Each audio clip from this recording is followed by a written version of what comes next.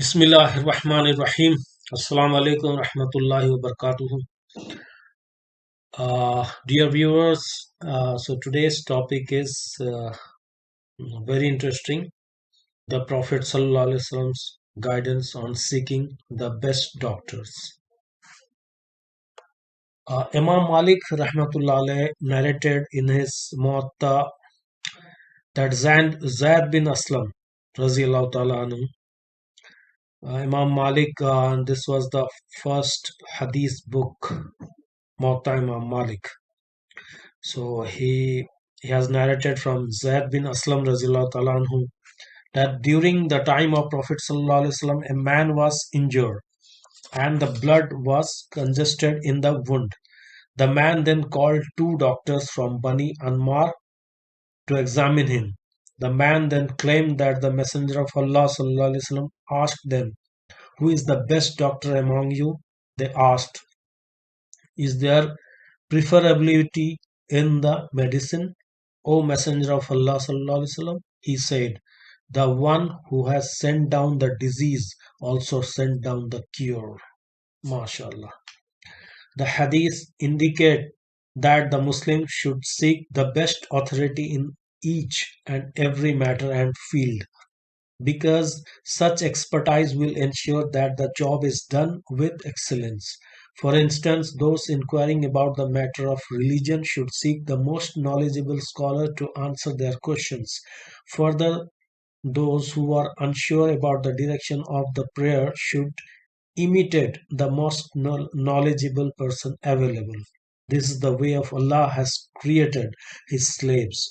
For instance, those traveling on the land or sea should seek the best guides because their hearts will feel safer following following their lead and in their presence.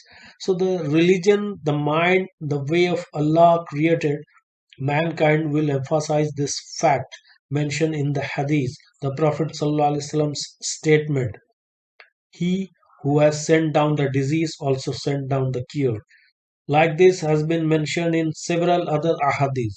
For example, Hilal bin Yusuf said that the Messenger of Allah sallallahu alaihi wasallam once asked a sick person and said, "Send for a doctor." A man said, "Do you say that, O Messenger of Allah sallallahu alaihi wasallam?" He said, "Yes, Allah has not sent down a disease but also sent down a cure for it." This is an Ahmad. In this Sahihan, it is also narrated that the Prophet ﷺ said, "Allah has not sent down a disease except that He has sent down its cure." So there is a conflict of opinion in the meaning of sending down the disease and the cure. Some people say that sending down the cure down means the slaves become aware of it. This opinion is not valid, although Allah has informed us about the fact that for every disease there is a cure. Still, the Prophet ﷺ said, "Those who know it are aware of it, and those who do not know it, they are ignorant, and they are ignorant of it." Some people say that the Prophet ﷺ's statement indicates that Allah has created these cures on the earth. Like another hadith, Allah does not create a disease but would create its cure. Although this opinion is better than the first one, it is still not valid because sending down is more precise and specific than creating. Another group says that the statement means that Allah sends down the cure with the angels who are responsible for the affairs of mankind, including the diseases and their cures. But indeed, the angels are responsible for the daily affairs of this world, especially the affairs of mankind from the time he or she is in fetus until they die. This opinion that the angels are sent down with the cure is more plausible. Other people say that the majority of the medicines comes down with the rain, as the rain causes the growth of the vegetation and food, meaning the various sources of cure. Also, rain washes down various minerals from the mountain tops which are used in remedies. Also, various types of fruits, plants, and even spring water are used in cures and remedies. This opinion is better than the previous three opinions, but Allah knows the best. This is the perfect wisdom of Allah, that He tests His slaves with the disease and yet helps them find the cure. He also tests His slaves with sins, but also uh, uh, then erase these sins by repeating to Him. I'm sorry, by repenting to Him, by performing good deeds, and by their enduring difficult calamities and disasters. Allah also tests His slaves with evil, yet helps His slaves with angels, and that is the true statement.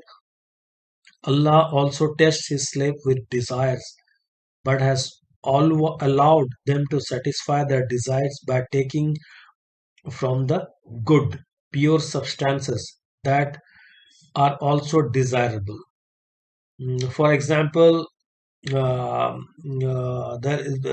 is a, for example, if we say that zina were doing for women and for men, having sexual intercourse is halal, then it should be done after nikah only. Otherwise, without nikah, the sexual desire, to fulfill the sexual desire is haram, but also allowed them to satisfy their desires from taking it from nikah. And the pure substances that are also desirable, Allah subhanahu wa ta'ala has also given from fruits and plants. And if we desire, hunger is also a desire. We have to fulfill the hunger, and we must take halal fruits, plants. We must not steal from anyone or snatch from anyone to take food. We must earn our livelihoods through halal way. So Allah has not tested His slaves with anything, but would also provide them with what helps them sustain themselves against the trial and test. The difference between the slaves of Allah in this state is in their knowing and acquiring such aids. Allah is sought for help regarding each and every matter. So this is it for today. This is we are ending this topic, and inshallah, see you soon with a new video in new very good topic. Until then, please like, subscribe, and share my video and make dua for me, inshallah. Jazakallah khair.